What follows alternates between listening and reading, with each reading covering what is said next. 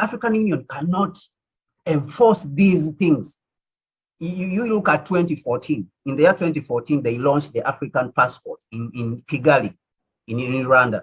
And they said the African heads of state, they should start distributing the African passports and stop distributing the Ghana passport, the Ethiopian passport, the Kenya passport, the Ghana, but they should stop.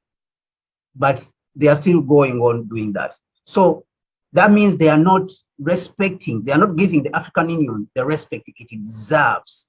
So we need a political union for us to be able to implement these projects so that these projects are binding. And we need to do this in urgency because the threats that are developing going forward, they are very dangerous to our continent. Recently, you heard that the United States is trying to establish a military base in Zambia. Okay, they already have military bases all over the continent. In Ghana, they have in Senegal, they have in Botswana, in South Africa, in Uganda, Kenya, Djibouti here, Camp Lamwa, Niger, all over the continent, Chad, Gabon. So they have military bases. They have military bases in the Gulf of Guinea where they are placing their warships in there. Okay, so how can we overcome these threats? These threats cannot be overcome by things like the Africa Continental Free Trade Area. These threats can only be overcome by a union government. And then that union government immediately follows up with the establishment of a single military for the African continent. That single military, we believe in our circles as African civil society, that single military should have over 1 million servicemen on it. From each of the African countries, we should have 1 million servicemen, soldiers on the African High Command, so that we can expel they have to be given a deadline. The foreign military bases of the African continent have to be given a deadline for them to vacate. Then when you have that kind of security and that assurance, and then you have a body, a strong body, a union government, a political union government of Africa, then all these things are going to be easier to implement. They are going to be easier to implement because all the states now, they will be accountable to this body. But right now, they are loose states. They do whatever they want. So other leaders, they will be blocking their borders to trade while we are saying that they have signed the Africa Continental Free Trade Area. You have seen that for 2 years, Rwanda and Uganda, they have had closed the borders. And yet these countries, both of them, they have ratified the Africa Continental Free Trade Area. Ghana and Nigeria, they blocked their trade for a year after signing the Africa Continental Free Trade Area. So this is what we are saying, that we have to go back to the drawing board and look at the solutions which Nkrumah gave us. Those are the right solutions. Our solutions are not solutions from the UN. Our solutions are not solutions from the European Union. Our solutions are not solutions from Russia and China, even though these can be, like they say, the development partners. If they're development partners, they are supposed to be at our back. We are supposed to lead, the development. We are supposed to lead the organization of our society. And that is what it means by African solutions to African problems, like what the Prime Minister Abiy normally says. As you have said, Africa has a great economy, and it has also a huge potential in terms of natural resources, but paradoxically, the continent has been suffering. Majority of the African countries has been suffering from inflation these days. And maybe, do you think that having a common currency and having various things in common will solve the problem? Yeah, so the dollar and the issue of a single African currency. Actually, let me just go back a little bit to what you first mentioned about the inflation, the issue of inflation. If you look around the world, actually, Africa has been doing relatively well looking at the economy, because in 2020, while the economies of Europe and the United States were contracting, if you look at the data, if you go and examine the economic data from the World Bank, the economies of Europe and the United States were contracting, while Africa, to a very good extent, to a certain level of extent, it was doing very well amidst the COVID pandemic. Okay, if you look at countries like, for example, Ethiopia, look at countries like Tanzania. Tanzania attained the middle status income under President Magufuli during the late President Magufuli, may his soul rest in peace. Under his leadership, President Magufuli, Tanzania attained the middle income status in the midst of COVID. So this continues to show you the resilience of the African economies. Now, when it comes to the resources can be our backing, can be the backing for our currency if we form a single currency. Okay, like I said, the problem in Africa is not inflation. The problem has been for a very long time, for the last 600 years, that we have not had control over our material resources. Our material resources are being used for the construction and the building of other civilizations. The building of the United States, whether you're talking about human resources, our human resources are the ones, our labor is the one which built up Europe and the United States. Our slave labor, which our people they took as slaves, they built up Europe and the United States, our labor. Now, after the abolition of slavery, our material resources have continued to build Europe. And they have tried to prevent us from using our material resources for our industrialization process on the continent. So if our currency actually is doing, our currencies are doing relatively well with how it is, you can be guaranteed that a single currency on the African continent, which is being implemented by a union government of African states, will be doing much better. Why is China, in the first quarter of 2022, China grew by 4.1%. The United States contracted by 1.3%. The economy diminished, it grew in the negative.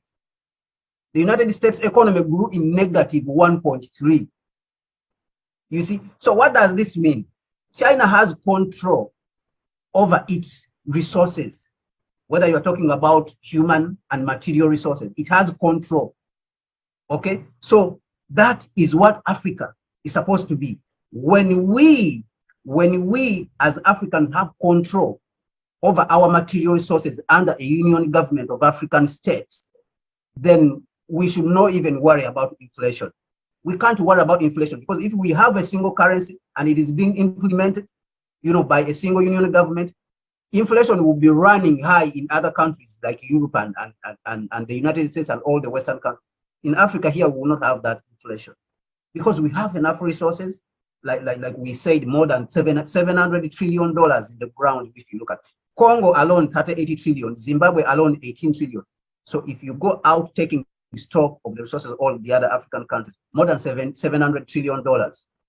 So inflation is not something which we can worry about on this African continent.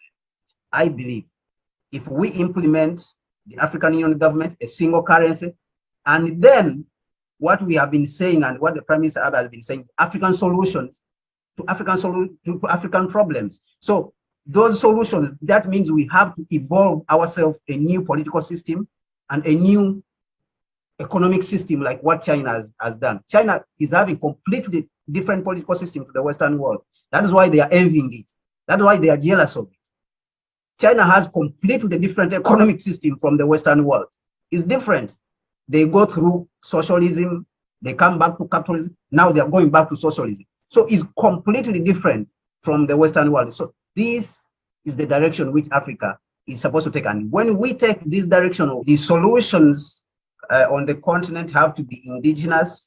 Like we looked at the solving of problems on the African continent with dialogue, and the solutions, whether political, economic, have to be indigenous, because we have systems that are established for thousands of years. And within these systems, we can look and find what will help Africa to progress rapidly into the next phase of development and growth. So the African currency, like we said, is a very good project, but we have to know how to implement these things.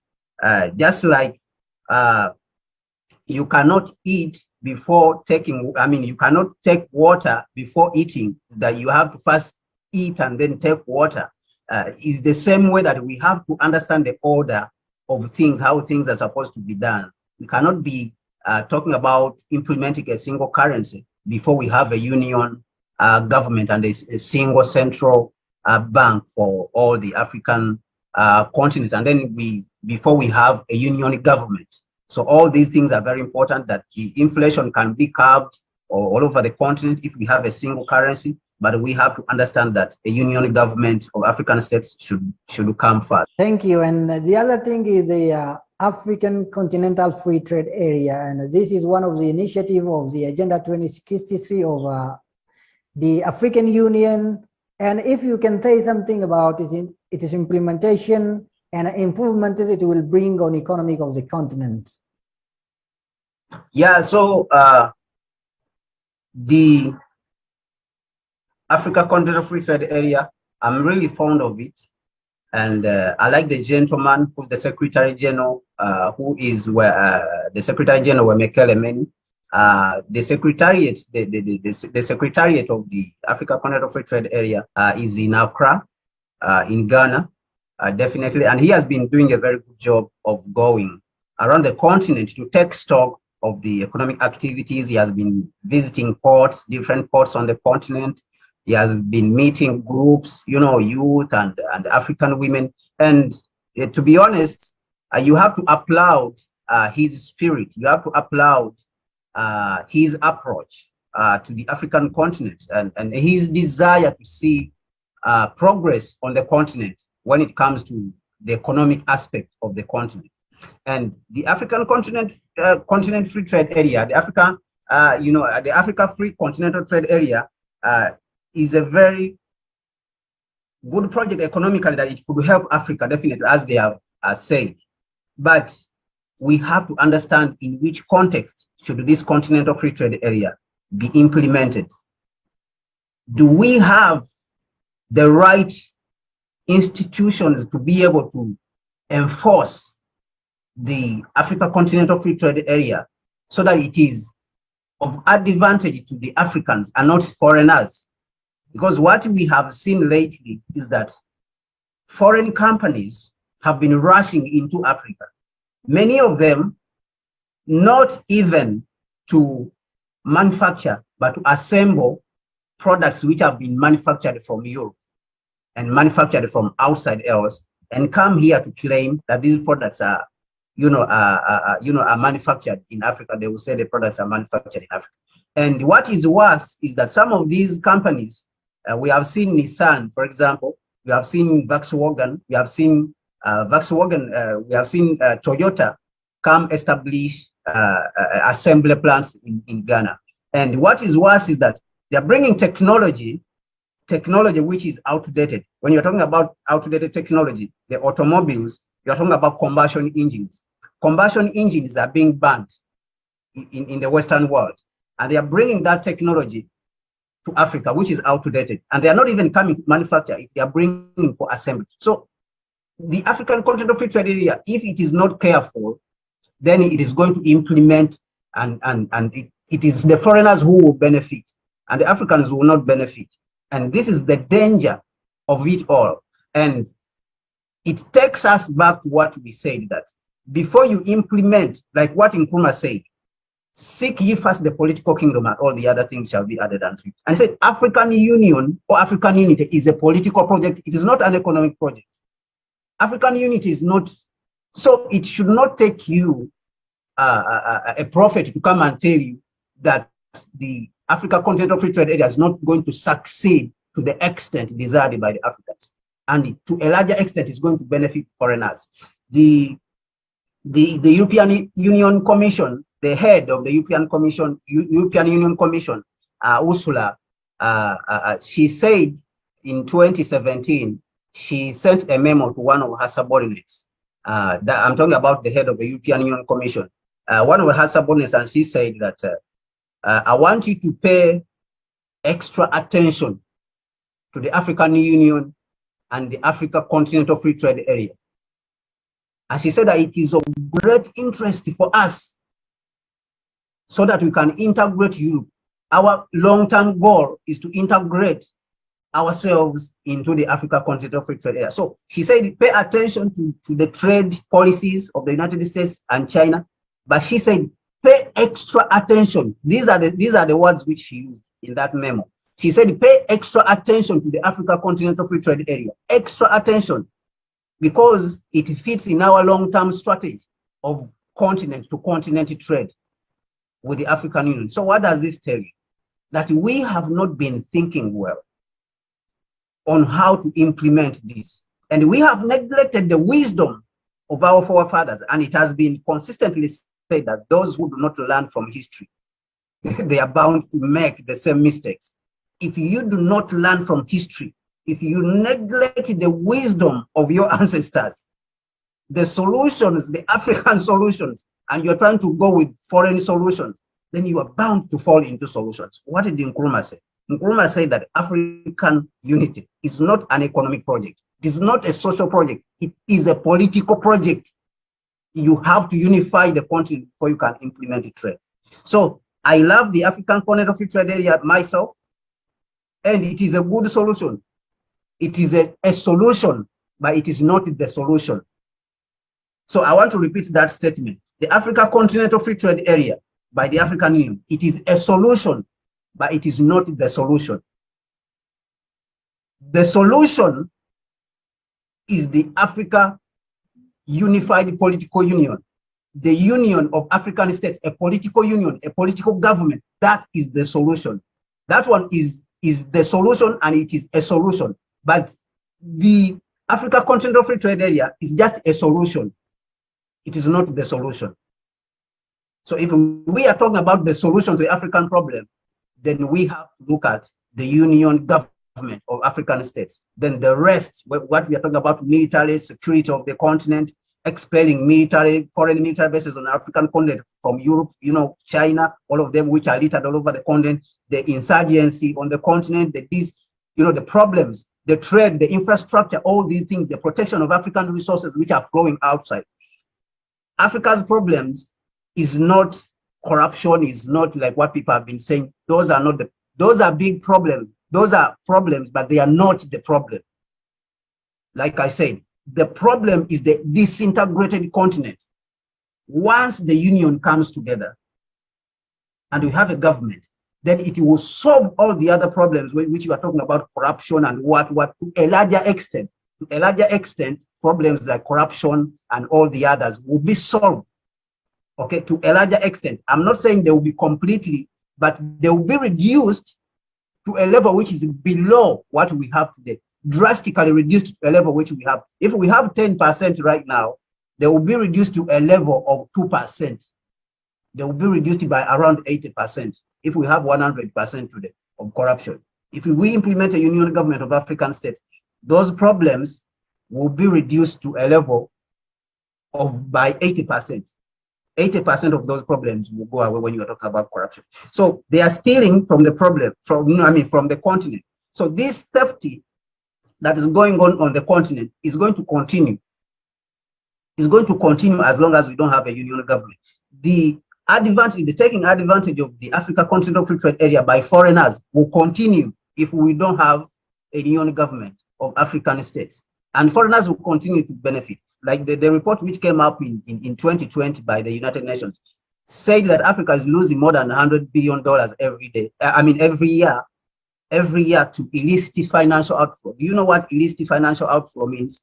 Is another word for Western theft and robbery.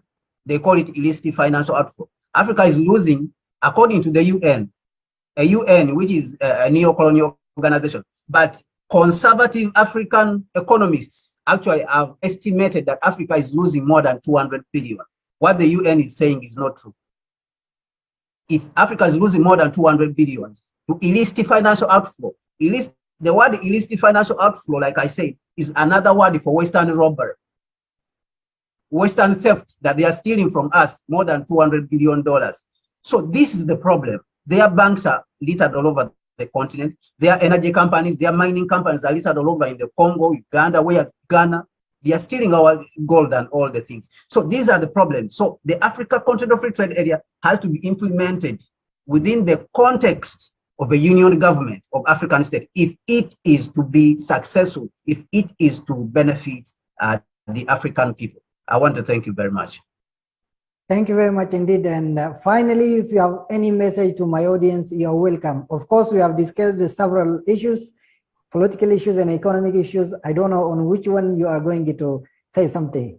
Thank you. Thank you very much, my brother.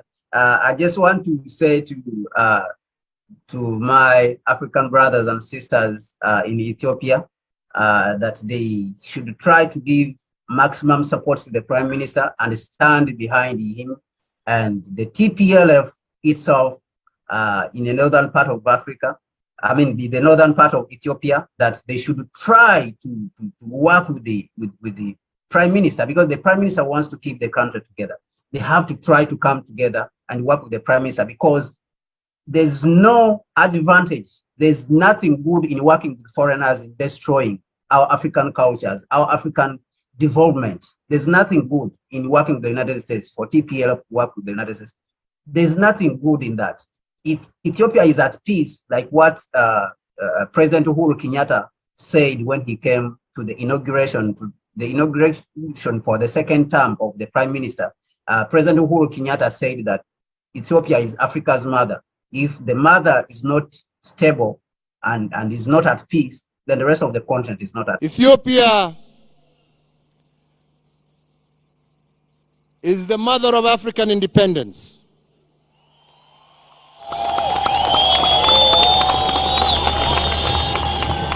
Ethiopia, as the only uncolonized nation,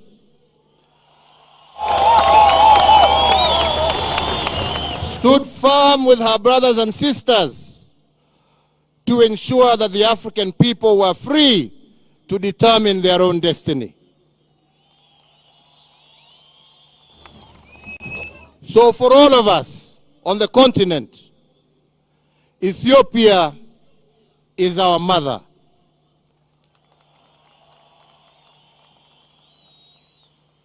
And as we all know, if the mother is not at peace, neither can the family be at peace. So I would plead with the TPLF to take these words to heart and understand that Africa is very much invested into Ethiopia, that Ethiopia is the mother to Africa. So if they continue to destabilize Ethiopia, they are destabilizing the rest of Africa, because Africa, all of it is anchored onto Ethiopia, is a symbol of African resilience, independence, and all this. So they should try to resolve these problems, which they have, their differences, their grievances. They should come out in this commission and try to address their grievances, like how the Prime Minister has said. So I want to send my greetings, and I want to thank also the management of OBN for consistently trying to bring together the other Africans to have these dialogues about our continent, to reflect on our continent, what it means to be African. I believe that the Ethiopian media is going to play a very important role in the next struggle that we are engaged in liberating our continent, because it has a lot of experience. Ethiopia media now has a lot of experience in this struggle of understanding how to win the war, this psychological warfare, the media warfare, the propaganda. So it understands. So I would just like to say that we have consistently worked also towards the union government. That is the only solution which we have, and let's do it in our generation. The next 10 to 13 years, we can do it as Africans. Regardless of the challenges, there is also many opportunities which our ancestors did not have before. When you look at 1945 and 1791, those years which are gone, they didn't have the opportunities which we have today, even though we have certain challenges, but those are challenges which we can overcome as Africans. So I would just like to say thank you very much, and Africa must unite. Kwame Gonza, Director for Media and Publicity at Kwame Nkrumah Ideological Institute. I'm sure my audience can get several important pointers from this discussion, and I thank you very much for your deep analysis on these issues. Dear viewers, I think you have got some important points from this discussion, and this is all about our discussion for this edition. Until next edition, goodbye.